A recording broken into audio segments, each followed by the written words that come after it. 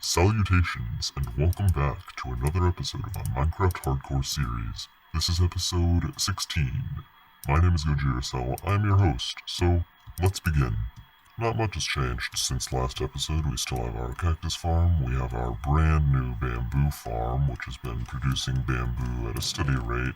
It hasn't quite managed to fill up this storage system yet, but very soon it will be full. And because the cactus farm has also filled up its storage system, I think that it's high time we make a machine that will be able to use both products to give me experience. This will probably be the most important component of the entire machine, because without it, none of the other parts even work. Consequently, it's also the smallest part of the machine, so it shouldn't take very long to make it at all. Now, this part of the machine will be moderately centralized, so I'm going to build it right here in between our two current modules of cacti and bamboo. And with the construction of this module, you should be able to see why I keep saying that this many cacti and this much bamboo simply won't be enough, because, a double chest full of cacti, it's nothing to sniff at, and a double chest full of bamboo, that's quite a lot of bamboo. But I, being the absolute psychopath that I am, decided that instead of using all of these cacti and all of this bamboo to power one furnace, get some experience from it now and again, I want to power 8 furnaces simultaneously, to a point where none of them ever stop burning, which means we will need to clear this area out to give ourselves a little bit of room. There we go. Hopefully this is just about enough space. But this is essentially what it's going to look like from the outside. Of course, there's going to be blocks around the top and everything, because there's going to be stuff around the top and everything. But what needs to happen is there need to be 2 feed lines. This one is for the bamboo, and this one is for the cacti. And essentially, we need to make 2 tracks that will ping-pong the minecarts, the hopper minecarts that I have here, back and forth, so that they never stop. We also have to make sure that the rails don't somehow connect to each other, go from the bamboo line to the cactus line. And I should be able to do that right now, if I am very careful, just like this. And finally add the powered rails on the ends, just like that. And we can also add these redstone blocks. So now the rails will be powered, however, they will not power any hoppers nearby, thus causing them to lock, like happened with the hopper over in the bamboo farm. And if I take this hopper minecart and put it down on the ground, it will just stop and not actually continue moving.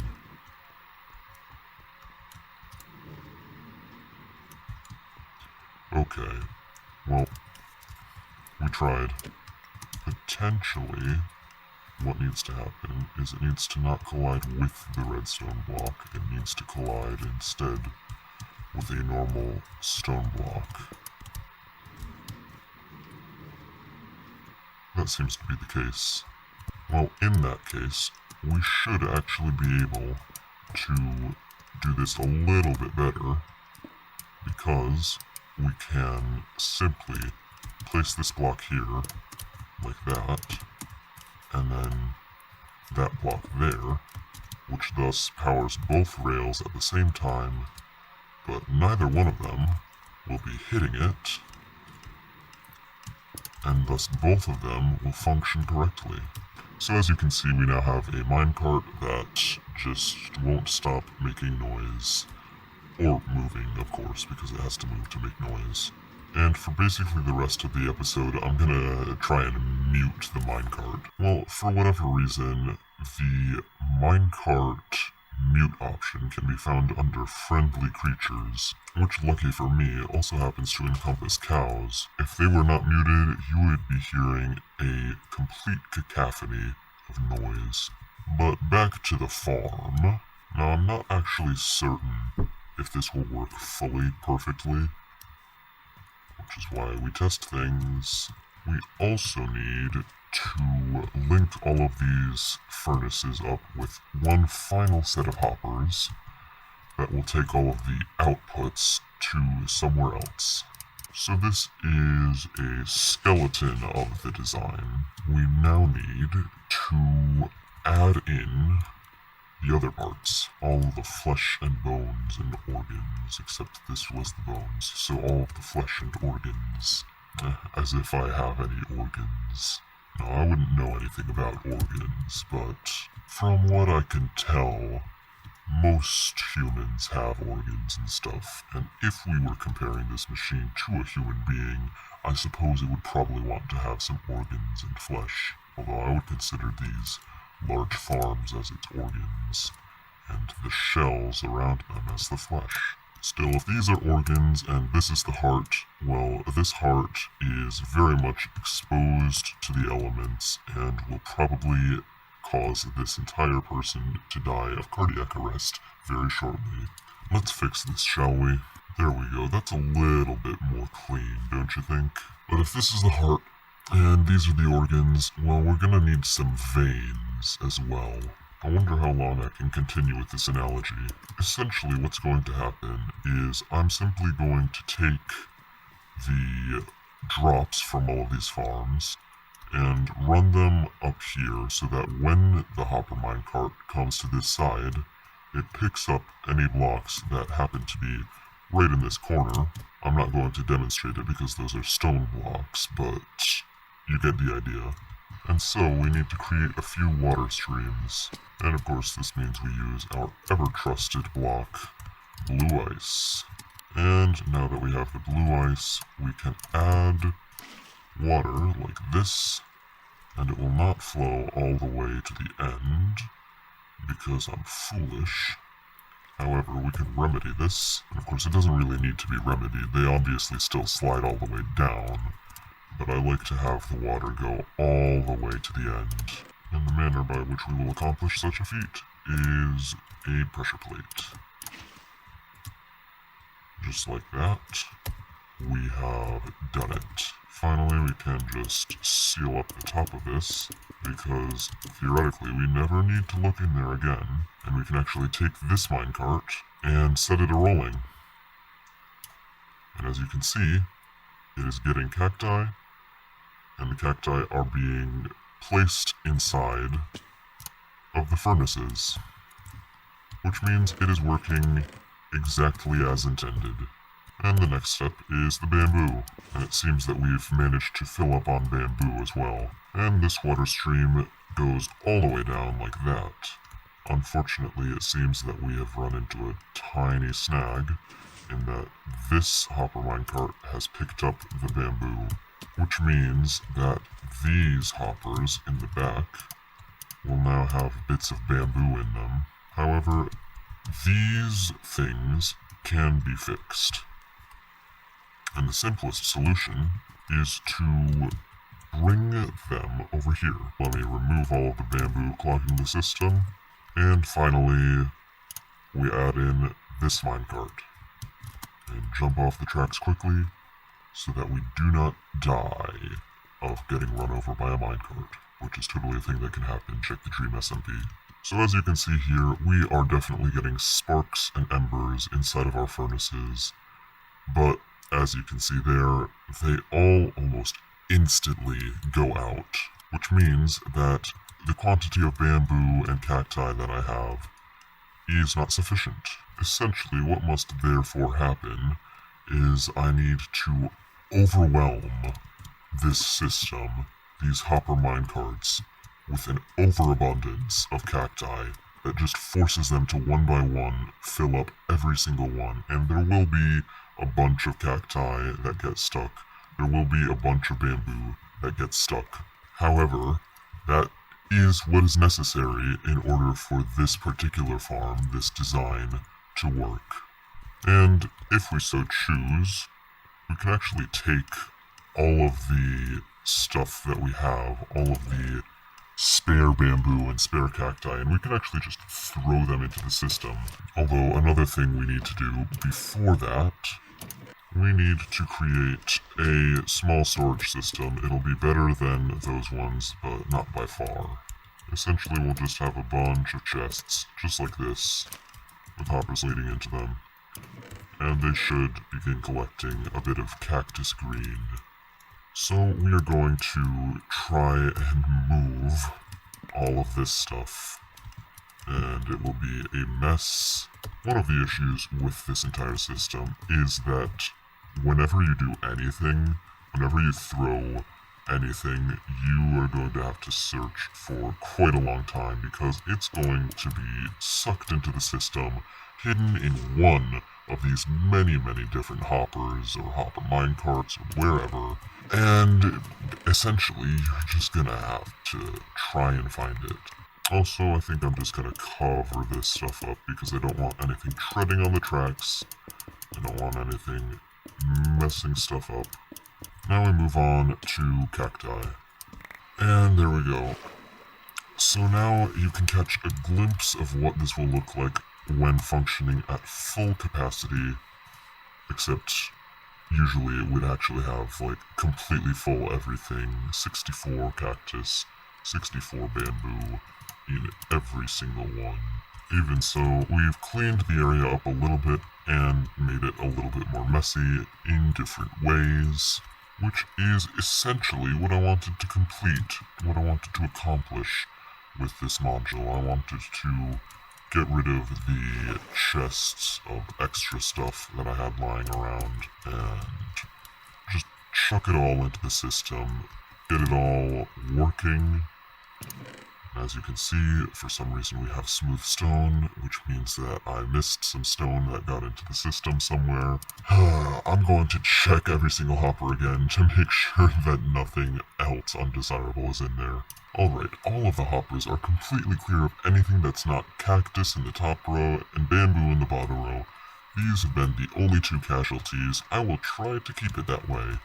Finally, as you can see here, there is a minor reduction in efficiency with this cactus farm because some cacti fall from up there and onto this ledge, which means that I do need to cover up these walls. It was going to happen anyways. I was just holding off on it because I didn't really want to. And now we can all rejoice because we have another large stone monolith, except it's not really tall enough to be a monolith. That will probably change with future iterations of the cactus farm. As you can see, the furnaces are still on, which is to be expected because I threw a lot of bamboo and a lot of cacti into the system. However, it will not last, which is why I need to get cracking on a lot more farms. A short quantity of time has passed, and most of the furnaces now, as you can see, have gone cold. Occasionally they'll spark back up when one or two bamboo gets added to the system. However, ultimately, all 7 of these furnaces remain cold. This is the only furnace that seems to be able to maintain a burning temperature. But as you can see, it's also getting rid of cacti at a faster rate than the cacti can be produced. Every other furnace currently has 64 cacti in it, but this one is losing cacti, which means that we also need to create more cacti production. As I've been saying all along, we need more of everything. And while I could continue this project in its current state, with my current tools and all of my current understandings, I find that I would prefer to try and upgrade things a little bit for myself. This is why I plan on venturing back into the Nether to scout out something that should be very useful to me, which is why I've decided I'm going to create fire resistance potions for myself, because I don't want to die if I fall in lava, and if I do die from falling in lava, it's going to be from the falling and not the lava part. There we go, 3 fire resistance potions, and now they are 8 minutes long, just in case I was planning on taking a lava bath for an extended period of time. And fun advancement, haha. This certainly won't be useful to me. There is absolutely zero water in the nether. Although that would be interesting. Can you use a Riptide Trident while sitting inside of a cauldron? Somebody should test that. So here we set off, and I'm actually planning on using a different portal from the usual one. I'm going to use that one random portal I made over in this area somewhere. If I can find it, of course. Here it is, on this little stretch of sand. I'll leave the boat here because, again, there's no water in the nether, and I'm not planning on putting a boat on top of a ghast's head right now. Here we go.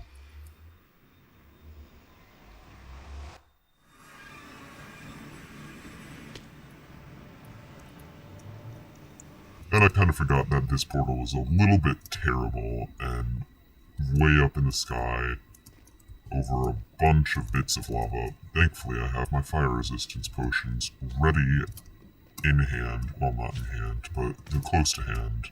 So anyways, let's get this adventure started. Now, I'm gonna be honest, I have no idea if I'm going in the correct direction. Okay, thank you, Minecraft, for adding your input. But who knows? Who knows where I'm going? I certainly didn't really plan this very well. Hopefully, I'm traveling in a direction inconsistent with previous adventures through the Nether. Though this direction also seems to be leading me into dead ends and walls, so that's not very helpful. Okay, now I like to think that I'm a pretty smart person. You can laugh now. But sometimes, you know, you gotta do what you gotta do, and if you die doing it, well, it sucks. That was pretty cool. Well, unfortunately, despite my attempts at remaining distant, I have managed to find myself in lands that I have, in fact, previously explored. Even so, I'm certain this can still work in my favor. What's this I spy? A little bit of blackstone. What could this mean? Let me just dispose of this real quick. And these. Oh hum, it seems there's just random pieces of blackstone here. Aha, it's some random buried portal. Still, even if it is buried, I'm pretty sure it still has things that I can use, such as gold blocks, and a chest, with nothing useful in it. I'll take the things, but they aren't useful to me. Well, one thing's for sure, that blackstone was not at all what I was looking for. Don't even try it, baby. This looks like another job for the Twisting Vines. Except it didn't work. You failed me. Hello, Mr. Chicken, how did you get down here? Anyways, we're going to be doing this now because, ooh, fun. And nothing bad happened, hooray. Oh, and there it is. I'm pretty sure I haven't raided this before, and hopefully it will give me exactly what I want. But anyways, that's gonna be it from me for this episode. I hope you enjoyed, and stay safe. Goodbye!